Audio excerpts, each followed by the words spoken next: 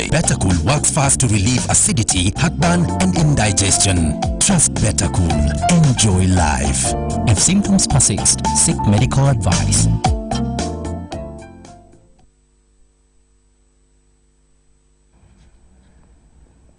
It is the 18th of October 2019. Thank you so much for watching UBC News Tonight. We're live from the Nile Avenue, and my name is Sharon Chomdusha with Nakon Elizabeth on Sign Language. Let's take a look at our top stories of the day.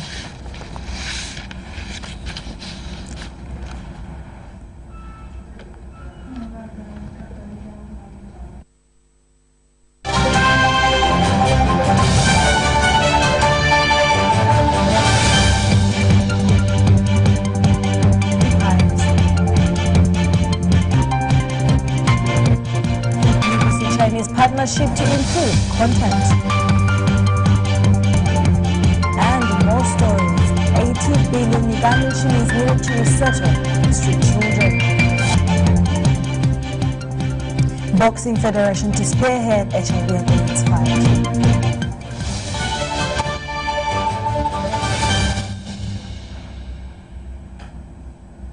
The Deputy IGP Sabiti Mzee says police is in advanced stages of implementing the 10 plans by President Yoweri Museveni about fighting crime.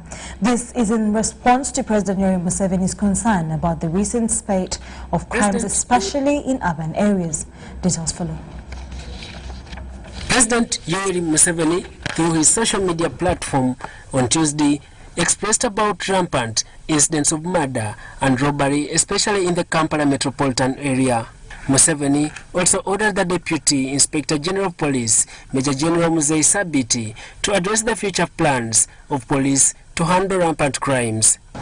That is Kampala, Mukono, Wakiso, as well as other areas where it manifests. Responding to the directive, Major General Sabiti said police is in advanced stages of implementing the 10-point plan President Museveni issued last year to security agencies to combat crime. The revised approach is premised on 5 measures. 1. Linkage with and effective communication with the public, as well as public awareness.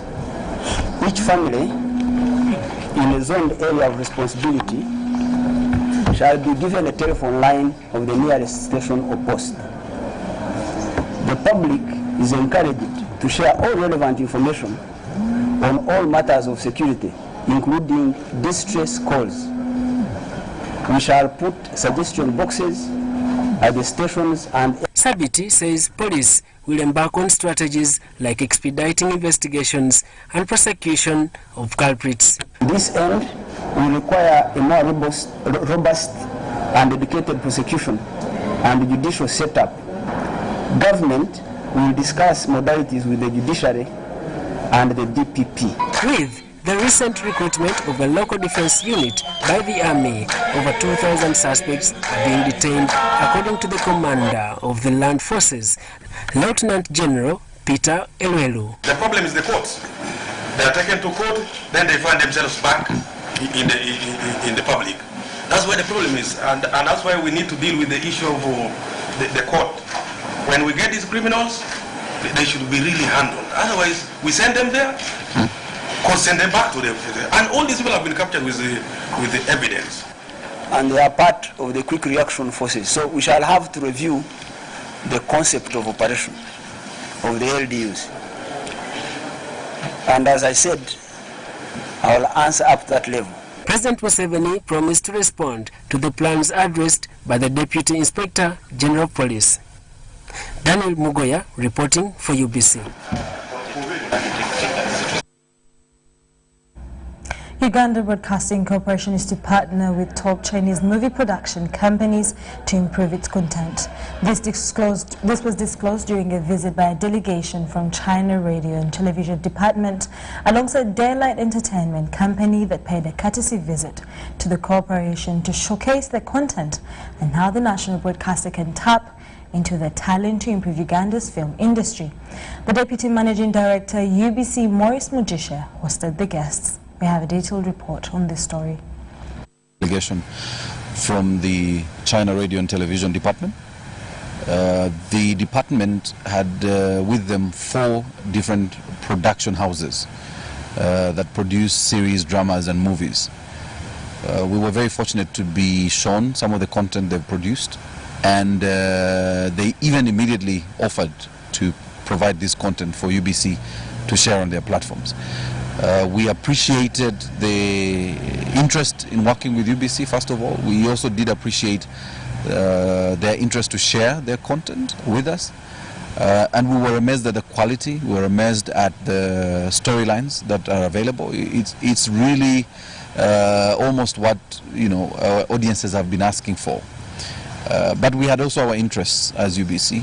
One was that we can work with them on joint productions, where they could actually send teams here or send part of their production houses here to be able to produce content on Uganda, about Uganda, our culture, our tourism, and that was an area of interest for us. We also thought that it would be an opportunity for them, through what we had watched and seen with the quality of production, to build our skill and work with our staff to try and improve our production capacity. Today I bring the Chinese government team and some media company to UBC. The purpose is establish the partnership and exchange the ideas. Maybe in the near future we can work together, and make some changes and improvement between China and Uganda about the dramas, the TV series, like that. Yeah, that's all.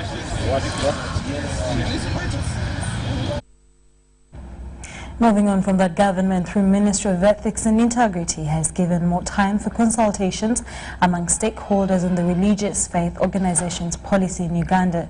The State Minister for Ethics and Integrity, Reverend Father Simon Lokodo, says the policy is meant to protect Ugandans from being exploited and manipulated by dishonest persons. Details follow. Government, through the Ministry of Ethics and Integrity, has called on religious and faith-based organizations to embrace the 2016 National Policy for Religious and Faith-Based Organizations for Self-Regulation. Leaders of the born-again faith previously requested President Yoweri Museveni to intervene and save them from this policy they say infringes on their rights as pastors. The policy, in its present form, does not point a finger at any religious or faith organization, but targets individuals who abuse the trust of their followers. Organizations register themselves as NGOs, they register themselves as trustees, they register themselves as companies, which is not their identity. Therefore, there is need for them to be moved out of those structures of government of registration and give them their specific way of registering, and therefore eventually also their monitoring and vetting. The policy also aims at regulating mushrooming churches because spirituality of some pastors is questionable, with some focusing on self-enrichment, others cult-like tendencies, which Father Lokodo says are exploitative. It's about individuals, not about entities. If you want to say that this is reserved and limited only to born again, how about Father Chigotere, Catholic, who killed the people in Kanungu? They fear that one or two of our pastors, religious leaders, focus more on self-enrichment than that of really feeding spiritually the faithful. This, unfortunately, is the worst phenomenon. That's why I'm talking of exploitation, of manipulation, extortion. In order to get a blessing, you must pay so much. That is not acceptable.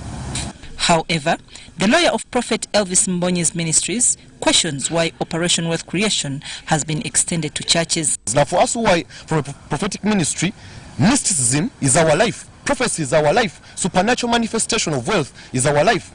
You've just heard from the press conference Reverend Canon Aaron Mwesige saying that they are very much bothered as to why pastors drive expensive cars. Why should it be their problem? This policy has largely been accepted. A big number of stakeholders to Elvis Mbonye's ministries, it it is irrelevant given other civil regulations. And the majority of the born-agains, the most umbrella churches, that one of Bishop Loere, Apostle Serwada, whom we know, they all support this. They only want to go deep to their constituencies to make more consultations so that they can buy in the policy. But the few people who are actually coming in, they fear. Maybe they are not doing the right thing, because why do I fear for a constitution policy? One of them being the lack of formal training, then the corruption, the lack of accountability, then the high moral decadence within the church. What we are saying is that the government, other than spending money and resources to create a new policy, what it needs to do is to enforce the existing policy. We have enough penal laws, the Penal Code Act, we have the Anti-Corruption Act, we have the Anti-Money Laundering Act, we have a lot of international laws to cater for the same. Uganda will be violating its international legal obligations because Uganda says that it respects the freedom of religion and worship. But with this policy, it's going to be muzzling the very freedoms which are provided for under the international laws. So as such, the policy is actually very, very irrelevant. A high-level validation meeting for stakeholders planned for this Thursday to consult on the policy was postponed to pave way for more discussions among religious faith organizations. I'm Navka Farida and Sana Anet in Kampala. Moving on from that story, the Ministry of Gender, Labour and Social Development requires about 80 billion Ugandan shillings to resettle street children all over the country. Now, the Commissioner for Youth and Children's Affairs in the Ministry of Labour, Gender and Social Development, Mondo Chateka, says his ministry working partners has removed children from Kampala streets. Uganda has an estimated 15 to 20,000 children living on the streets. Recently, government released funds to the Ministry of Gender, Labour and Social Development to resettle Kampala street children. A number of other children were transited through Kampirinisa and through Koblin Youth Center and have been resettled back where they came from. Majority of the children were from Karamoja, but there are few others who were from other parts of the country, and they have equally been resettled. We are equally mounting surveillance, working with Kampala State Council, working with Uganda Police Force to ensure that no new cases return. According to the study by Makerere University-based AfriChild Center, many factors ranging from domestic violence, poverty in homes and mistreatment push some of the children to the streets. The case in point is this 18-year-old Eddie, not real name, who moved to the streets after having a religious misunderstanding with his father. Let's go again. I was, when I went in the body, he said,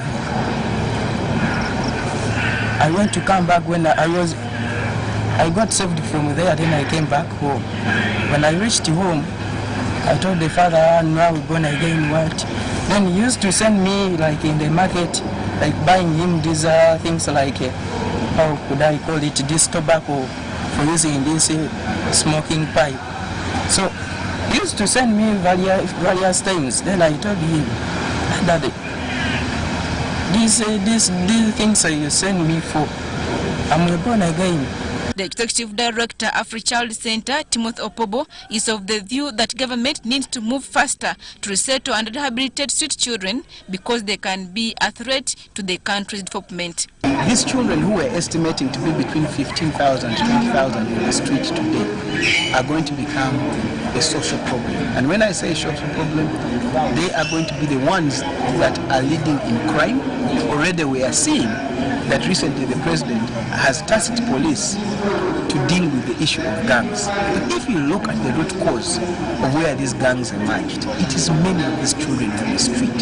So they are becoming a security threat, and they will automatically become a political threat. Economically, they are not going to be able to contribute to economic development of this country because they don't have the necessary skills and knowledge to make that contribution. And so it is important that we address their needs today. Government has pledged to allocate more funds to the Ministry of Gender, Labour and Social Development to resettle all street children. Adiana Kute, UBC. UBC News Tonight will take a short commercial break and we'll be back with more news for you.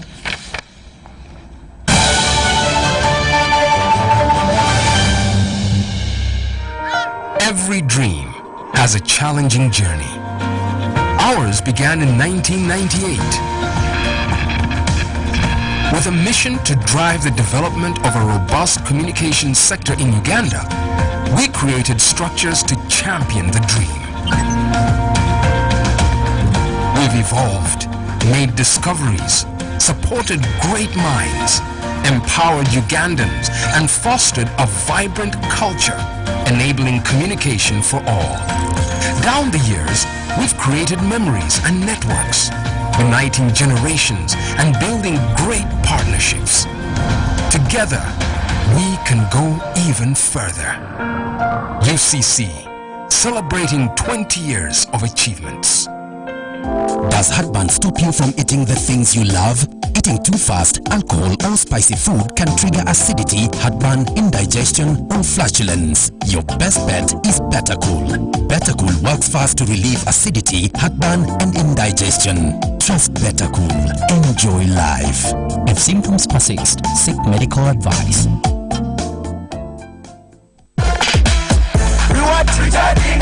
Set target. Dial star 162 hash. Get 100% on data and bonus. Win instantly with Mega Master Pay. Just recharge and hit your target. Katiwicha wati. Mega Master Pay from Airtel is back, and everyone, we mean everyone, gets some bonus. All you have to do, check your target, recharge, get 100% bonus on data and minutes. Dial star 162 hash today to know your target. Airtel, the smartphone network.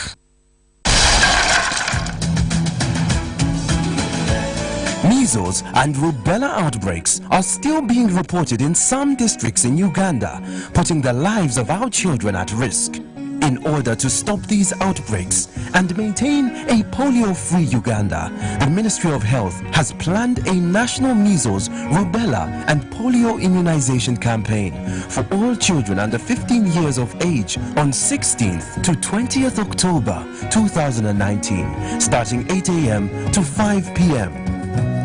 All vaccines are safe, effective, and free. Parents and caretakers are hereby asked to take all children under 15 years of age for immunization at the nearest health facility or immunization post. Ministry of Health also calls upon everybody to report any child with a fever and generalized skin rash to the nearest health facility or health worker immediately. This could be measles or rubella. This message is brought to you by the Ministry of Health with support from World Health Organization and UNICEF.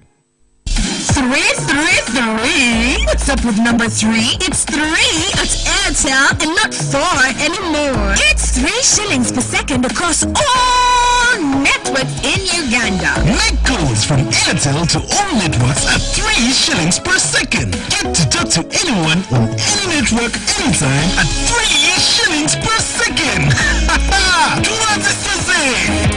Airtel, the smartphone network. Airtel is regulated by Uganda Communications Commission.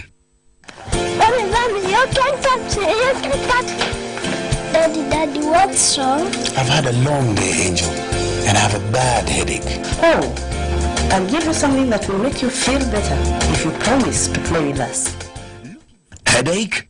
Toothache. Unapoumwa, unataka kitulizo kwa haraka gani? Mara moja. Pain and fever reliever. A quality product from Beta Healthcare contains paracetamol, caffeine, and aspirin. Beta Healthcare, caring for all. If symptoms persist, seek medical advice.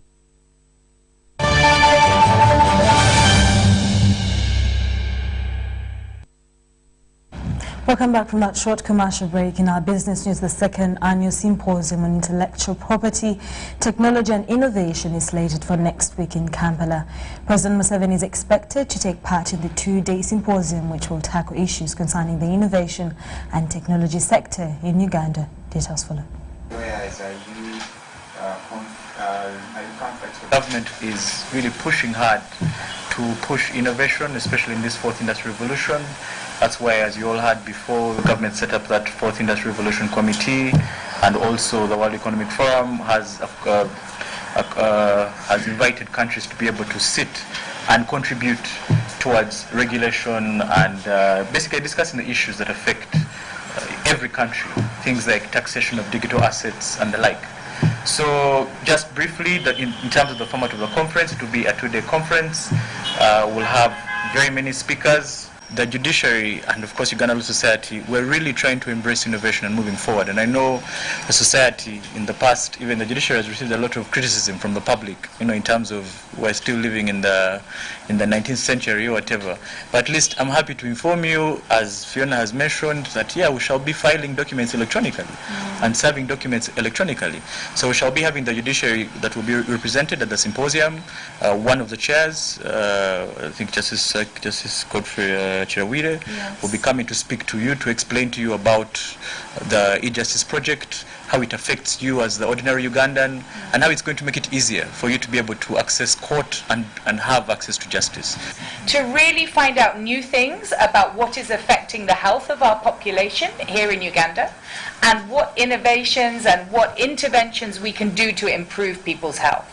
However, this is health information that belongs to individuals and belongs to people. And so the reason that we're interested in the legal side of this is we have to protect our patients and we have to protect their confidentiality, and we have to do everything within the regulations that are available to us and there to protect our patients. So really we are interested in health innovations for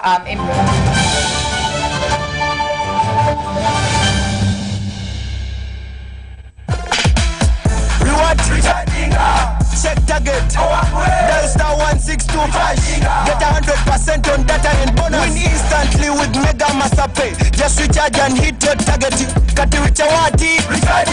Mega Master Pay from Airtel is back, and everyone, we mean everyone, gets some bonus. All you have to do, check your target, recharge, get 100% bonus on data and minutes. Dial star 162 hash today to know your target. Airtel, the smartphone network. Inspirational moment with Pastor Jackson Senyonga of Christian Life Church, Kampala. Parenting. I'm talking about your thoughts. What are you thinking? Which thoughts are you using to think about your future and your ministry? Abusive will just crush your spirit, render you powerless, and make you feel like you can never be anybody, because there is a wound inside of you and the scars inside of you that is left there and can never heal. You are walking wounded, you are walking dead, you don't know how to do this, and those things come back. Sometimes they don't even parents, but whatever happens during the early stages of life. The Petroleum Authority of Uganda invites the general public for the public hearings for the Environmental and Social Impact Assessment Report for the proposed East African Crude Oil Pipeline EACOP project. The proposed EACOP project involves the development of a 1,443-kilometer heat-traced, insulated and buried pipeline from Hoima in Uganda to Tanga in Tanzania. In Uganda, the EACOP will run for 296 kilometers and traverse 10 districts of Hoima, Chikube, Kakumiro, Chankwanzi, Gomba, Mubende, Luengo, Sembabule, Chotera and Rakai. The public hearings will be held from 9 a.m. to 5 p.m. as follows. Monday, 21st October 2019 at Chisita Primary School, Chisita A Village, Kakumiro District. Wednesday, 23rd October 2019 at Kasana Grounds, Chenda Trading Center, Mubende District. Friday, 25th October 2019 at Luanda Public Grounds, Luanda Village, Rakai District. Copies of the ESIA report are available at the offices and the websites of the Petroleum Authority of Uganda, the National Environment Management Authority, Ministry of Energy and Mineral Development, and the headquarters of all the affected districts. Any comments and views should be addressed to the presiding officer at the address below.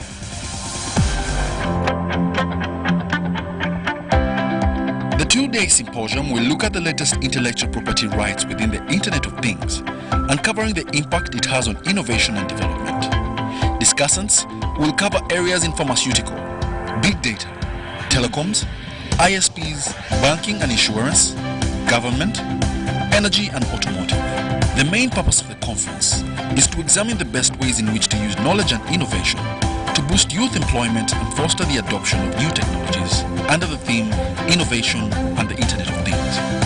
Book now online at www.symposium.iptech.com. Registration for local delegates is $150 and $200 for international delegates. Happening on Thursday 24th to Friday 25th October 2019 at Speak Resort and Conference Center, Kampala. For further inquiries, contact Juliet on 0712 139 916.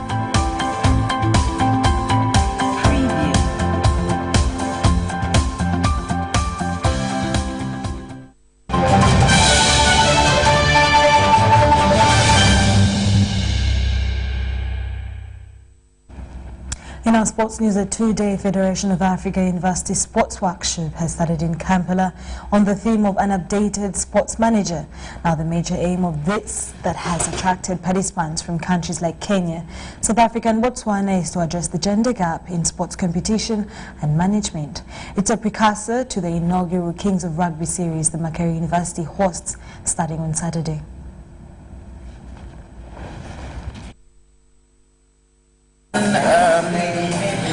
As Africa, we are obviously a reflection of the entire global space, which is the world.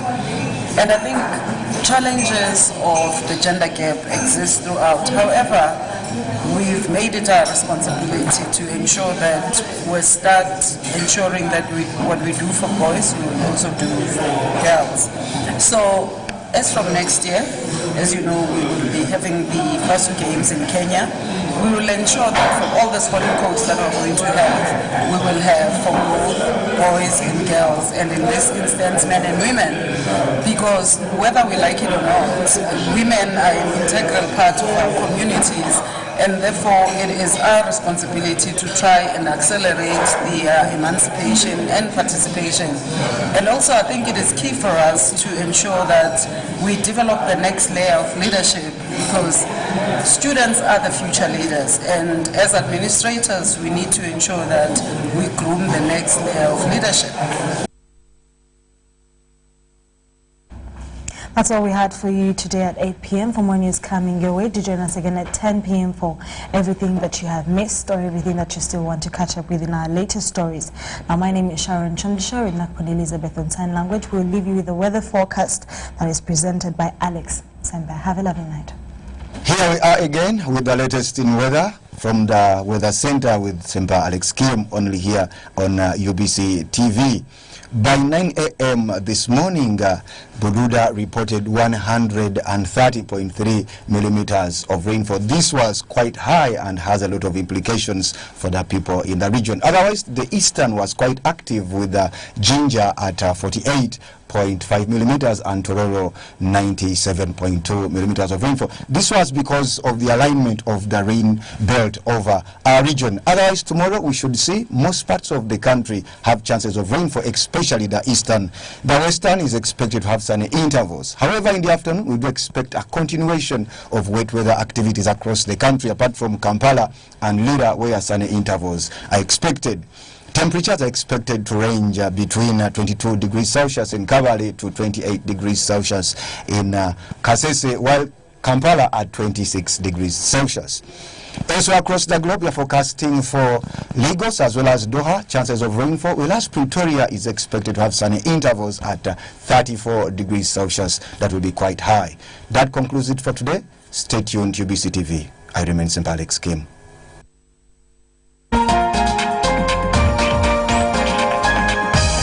Was brought to you by UCC, celebrating 20 years of achievements.